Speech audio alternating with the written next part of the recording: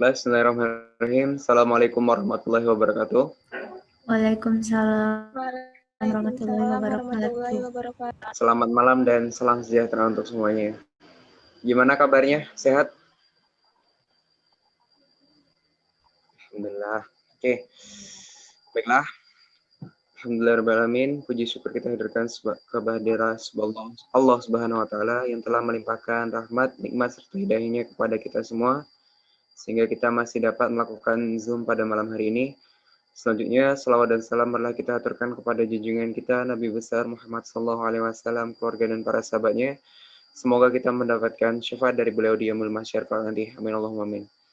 Baiklah, tidak memperpanjang mukadimah, langsung saja pada pertemuan malam hari ini dari kelompok 5 akan mempresentasikan hasil dari materi yang sudah kami diskusikan, yaitu tentang pengelolaan fasilitas pendidikan. Langsung saja untuk materi pertama akan langsung dijelaskan oleh saya sendiri.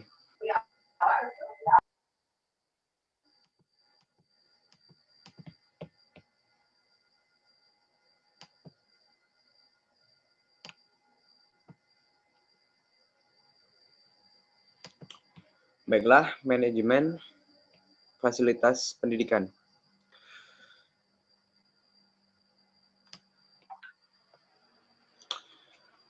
Menurut Takumansang pada tahun 2010, proses pendidikan yang bermutu adalah sebuah proses pembelajaran yang bermutu, di mana input pendidikan yang bermutu itu adalah guru-guru yang bermutu, peserta pendidik yang bermutu, kurikulum bermutu, fasilitas yang bermutu, dan berbagai aspek penyelenggara pendidikan yang bermutu. Kemudian, pendidikan yang bermutu ini juga menghasilkan output yang bermutu juga, di mana outputnya itu berupa lulusan yang memiliki kompetensi yang disyaratkan. Kemudian, pendidikan itu merupakan sebuah proses sistematis yang meningkatkan martabat manusia. Selanjutnya, menurut Undang-Undang Sistem Pendidikan Nasional pada tahun 2003, menyebutkan bahwa tujuan pendidikan nasional adalah mengembangkan kemampuan untuk membentuk watak serta peradaban bangsa yang bermartabat, dalam rangka mencerdaskan kehidupan bangsa yang bertujuan untuk berkembangnya potensi peserta didik agar menjadi manusia yang beriman dan bertakwa kepada Tuhan Yang Maha Esa, berakhlak mulia, sehat, berilmu, cakap, kreatif, mandiri, dan menjadi warga negara yang demokratis serta bertanggung jawab.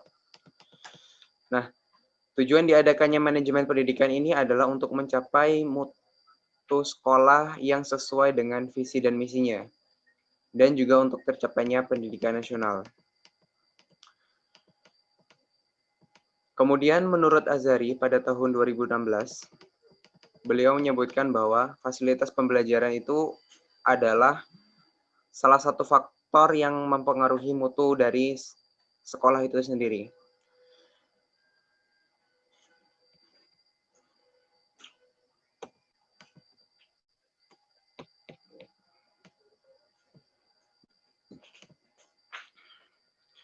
Selanjutnya, Indirwan pada tahun 2015 itu mengkategorikan fasilitas itu menjadi dua, yaitu ada sarana dan prasarana.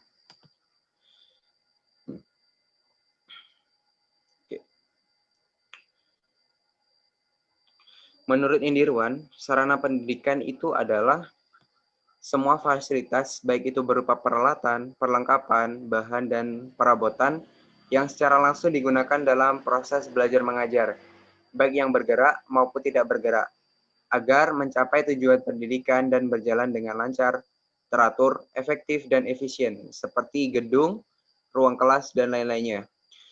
Adapun prasarana yang disebutkan menurut Indriwan ini adalah fasilitas yang secara tidak langsung menunjang jalannya proses pendidikan atau pengajaran, seperti contohnya halaman, kebun, atau taman sekolah, dan lain sebagainya. Dan di sini Suprapto mendukung dengan pendapatnya pada tahun 2020.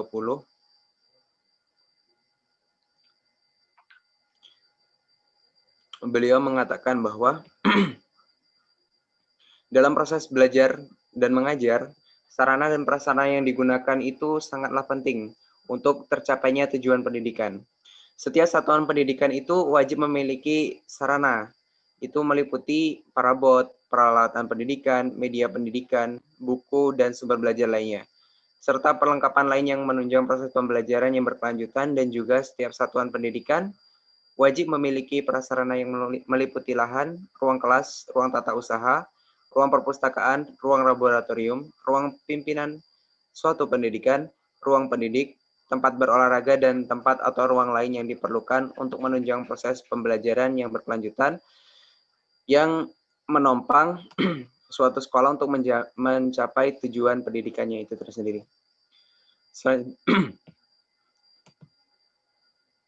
Baiklah, sekian dari saya. Selanjutnya akan dilanjutkan oleh Uci Fatona.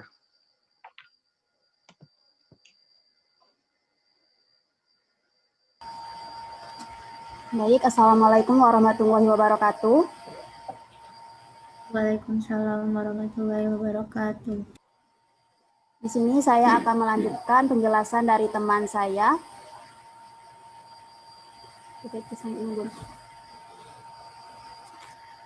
Itu mengenai standar fasilitas pendidikan.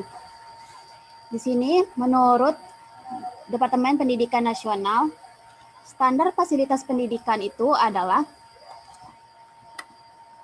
standar sarana dan prasarana yang berkaitan dengan kriteria minimal tentang ruang belajar, tempat berolahraga, tempat beribadah, perpustakaan, laboratorium, bengkel kerja, tempat bermain, tempat berkreasi, serta sumber belajar lainnya yang diperlukan untuk menunjang proses pembelajaran termasuk penggunaan teknologi informasi dan komunikasi.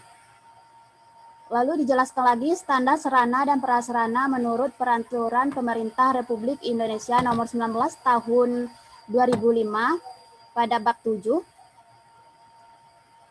Next. Good.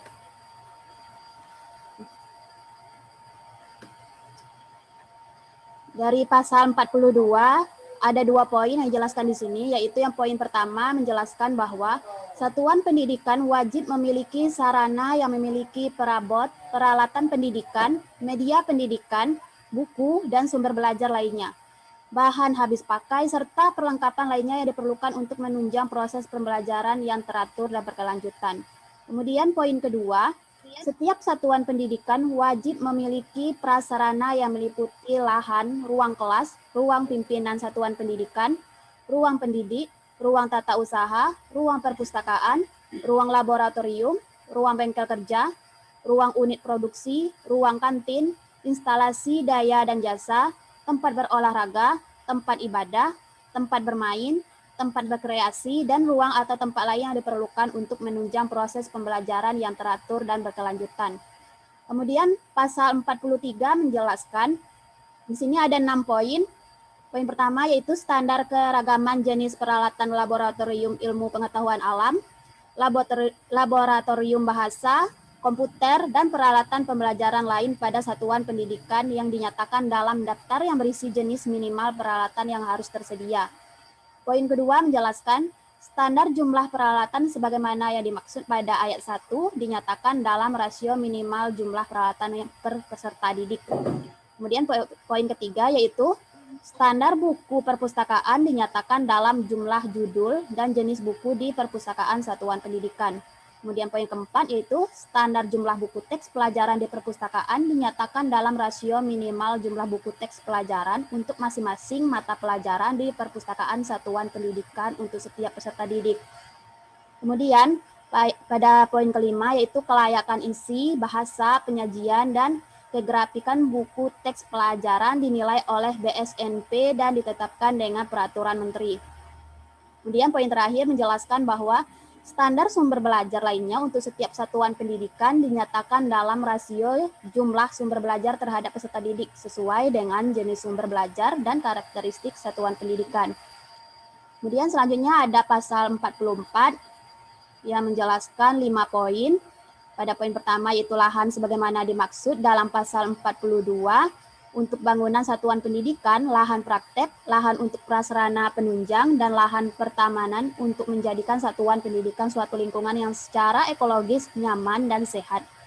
Kemudian poin kedua yaitu standar lahan satuan pendidikan dinyatakan dalam rasio luas lahan per peserta didik. Kemudian poin ketiga yaitu standar letak lahan satuan pendidikan mempertimbangkan letak lahan satuan pendidikan di dalam klaster satuan pendidikan. Kemudian yang keempat yaitu standar letak lahan satuan pendidikan mempertimbangkan jarak tempuh maksimal yang harus dilalui oleh peserta didik. Kemudian yang terakhir yaitu standar letak satuan pendidikan mempertimbangkan keamanan, kenyamanan, dan kesehatan lingkungan. Kemudian pasal 45, di sini ada 6 poin, yaitu yang pertama, standar rasio luas ruang kelas per peserta didik dirumuskan oleh BSNP. Kemudian yang kedua, standar rasio luas bangunan peserta didik juga dirumuskan oleh BSNP. Kemudian yang ketiga yaitu standar kualitas bangunan minimal pada satuan pendidik dasar dan menengah adalah kelas B. Kemudian yang keempat yaitu standar kualitas bangunan minimal pada satuan pendidikan tinggi adalah kelas A. Yang kelima yaitu pada daerah rawan gempa bumi dan tanahnya labil, bangunan satuan pendidikan harus memenuhi ketentuan standar bangunan tahan gempa. Dan yang terakhir yaitu standar kualitas bangunan satuan pendidikan sebagaimana dimaksud pada poin 3, 4, dan 5 mengacu pada ketetapan materi yang menangani urusan pemerintahan di bidang pekerjaan umum. Kemudian ada pasal 46 yang menjelaskan satuan pendidikan yang memiliki peserta didik atau tenaga kependidikan yang memerlukan layanan khusus wajib menyediakan akses ke sarana dan prasarana yang sesuai dengan kebutuhan mereka. Kemudian yang kedua yaitu kriteria penyediaan akses sarana dan prasarana sebagaimana dimaksud pada ayat 1 dikembangkan oleh BSNP dan ditetapkan dengan peraturan menteri. Dia pasal 47 menjelaskan pemeliharaan sarana dan prasarana pendidikan sebagaimana dimaksud dalam pasal 42 sampai dengan pasal 46 menjadi tanggung jawab satuan pendidikan yang bersangkutan. Dan yang terakhir pasal 48 menjelaskan standar sarana dan prasarana sebagaimana yang dimaksud dalam pasal 42 sampai pasal 47 dikembangkan oleh BSNP dan ditetapkan dengan peraturan menteri. Next. Kemudian ada Peraturan Menteri Pendidikan Nasional Nomor 24 Tahun 2007, tanggal 28 Juni 2007, yang mana menjelaskan ada pada bagian SD, yaitu SD atau Madrasah Ibtidaiyah memiliki minimum 6 rombongan belajar dan maksimum 24 rombongan belajar.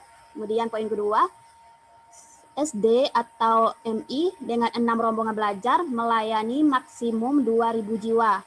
Kemudian yang ketiga, untuk pelayanan penduduk lebih dari 2.000 jiwa dilakukan penambahan rombongan belajar di sekolah yang telah ada.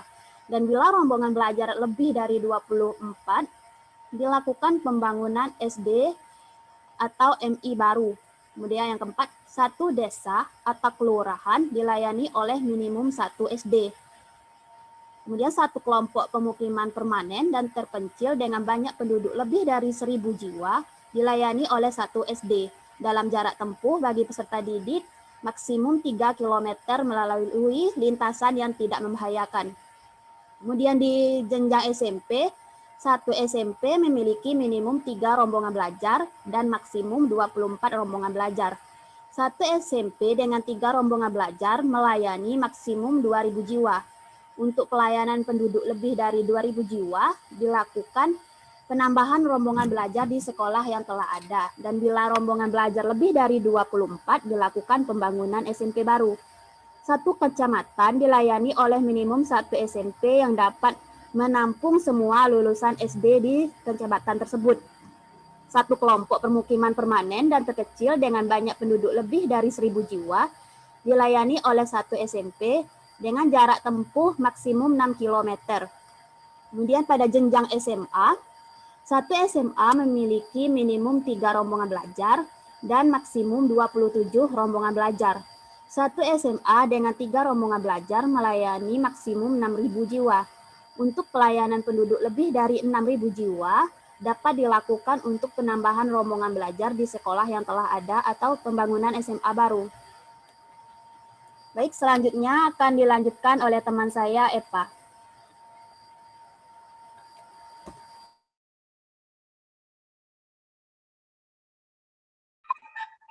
Baiklah, di sini saya akan melanjutkan presentasi dari teman saya. Di sini saya akan menjelaskan mengenai prinsip dasar pengelolaan fasilitas pendidikan. Yaitu pertama, menurut Anwar pada tahun 2018, fasilitas adalah bahan yang dirancang untuk memenuhi tujuan tertentu di sistem sekolah. Di sana adalah beragam fasilitas yang memfasilitasi proses belajar mengajar. Contohnya yang digunakan yaitu 1. Untuk mengilustrasikan konsep, 2. Memberikan kesempatan untuk pengalaman langsung, 3. Untuk mengeksperimen dan demonstrasi, 4. Untuk menginvestigasi dan penemuan ilmiah, 5. Untuk memberikan keragaman pemikiran, 6. Untuk observasi dan penyelidikan, 7. Untuk pengembangan sikap dan keterampilan ilmiah, 8. Untuk melindungi individu dan juga memberikan kenyamanan. Dan menurut Oyekwere, tahun 2019,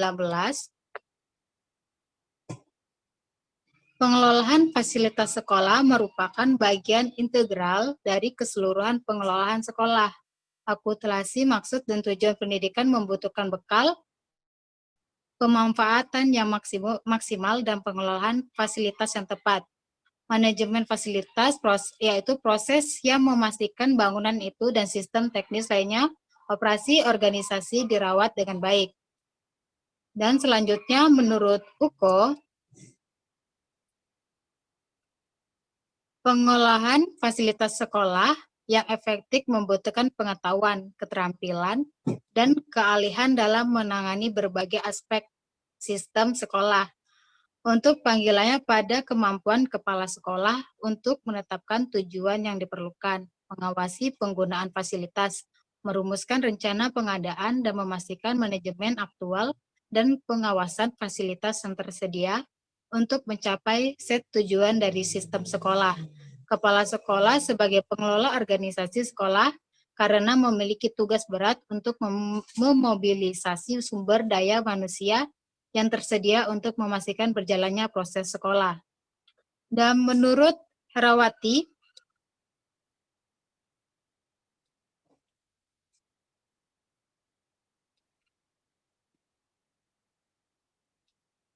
tujuan dan prinsip pengolahan sarana prasarana pendidikan atau fasilitas sekolah yaitu tujuannya sarana prasarana pendidikan secara umum adalah memberikan pelayanan yang profesional di bidang sarana prasarana pendidikan dalam rangka tersenggaranya proses pendidikan secara efektif dan efisien. Adapun tujuan khususnya adalah 1. Mengupayakan pengadaan sarana dan prasarana pendidikan melalui sistem perencanaan dan pengadaan yang hati-hati dan sesama. 2. Mengupayakan sarana dan prasarana sekolah secara tepat dan efisien, sehingga keberadaannya selalu dalam kondisi siap pakai.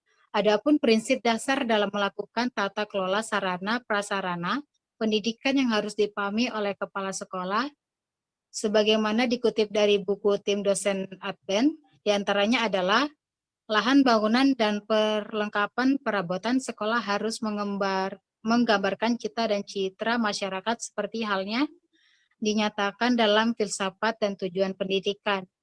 Selanjutnya, menurut Usman,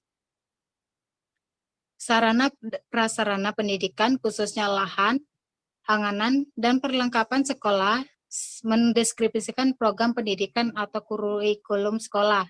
Bangunan dan perlengkapan sekolah dibangun berlandaskan pada kurikulum atau program pendidikan yang berlaku, sehingga memungkinkan fasilitas yang ada benar-benar menunjang jalannya proses pendidikan. Pengelolaan lahan atau bangunan dan perlengkapan sekolah merupakan tanggung jawab kepala sekolah.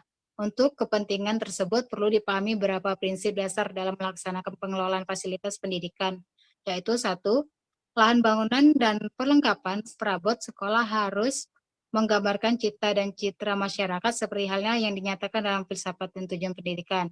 2. Perencanaan lahan bangunan dan perlengkapan perabotan sekolah hendaknya merupakan keinginan bersama dan dengan pertimbangan dan tim ahli dari masyarakat. 3. Lahan bangunan dan perlengkapan sekolah hendaknya disesuaikan dengan kepentingan peserta didik dan dapat memberi ketentraman dan kenyamanan dalam belajar. 4.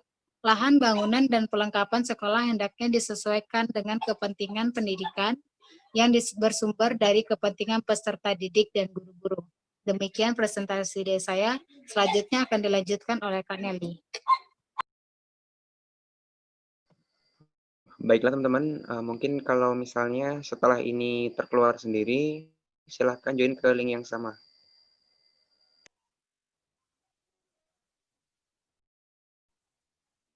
Oke, boleh dilanjut. Silahkan. Slide sebelumnya, tolong.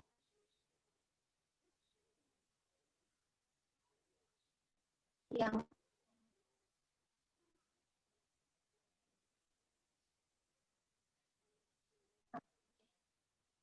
Baiklah, di sini saya Nelly akan melanjutkan ke bagian berikutnya, yaitu mengenai klasifikasi fasilitas pendidikan. Klasifikasi fasilitas pendidikan yaitu ada sarana dan prasarana. Yang pertama adalah sarana.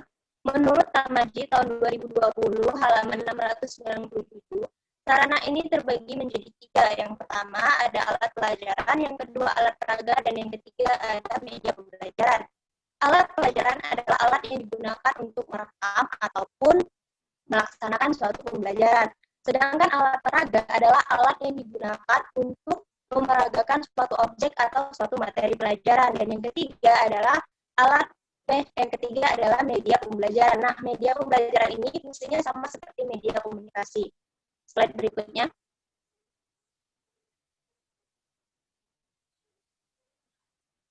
Slide berikutnya. Nah, yang berikutnya yaitu ada klasifikasi sarana jika ditinjau dari. Masih menurut Tamaji tahun 2020 halaman 697, klasifikasi sarana jika ditinjau dari terbagi menjadi 3. Yang pertama, jika ditinjau dari habis tidaknya dipakai. Nah, jika ditinjau dari habis tidaknya dipakai ini terbagi lagi menjadi 2. Yang pertama yaitu sarana pendidikan yang habis dipakai. Sarana pendidikan yang habis dipakai ini contohnya seperti spidol, penghapus, dan lain sebagainya. Dan yang kedua, jika ditinjau dari bergerak tidaknya saat digunakan, terbagi lagi menjadi 2, yaitu ada sarana pendidikan yang bergerak dan ada sarana pendidikan yang tidak bergerak. Nah, sarana pendidikan yang bergerak ini artinya sarana yang digunakan atau dapat dipindahkan sesuai dengan kebutuhannya, seperti lemari arsip. Nah, sarana pendidikan yang tidak dapat bergerak adalah sarana yang relatif sulit untuk dipindahkan atau yang tidak dapat dipindahkan, seperti contohnya bangunan, toilet, sumur, dan sebagainya. Nah, yang ketiga ditinjau dari hubungan proses belajar mengajar. Sarana ditinjau dari hubungan proses belajar mengajar ini terbagi lagi menjadi 2, yaitu sarana pendidikan yang secara langsung digunakan, dan yang kedua adalah sarana pendidikan yang tidak digunakan secara langsung dalam proses pembelajaran. Slide berikutnya. Slide berikutnya.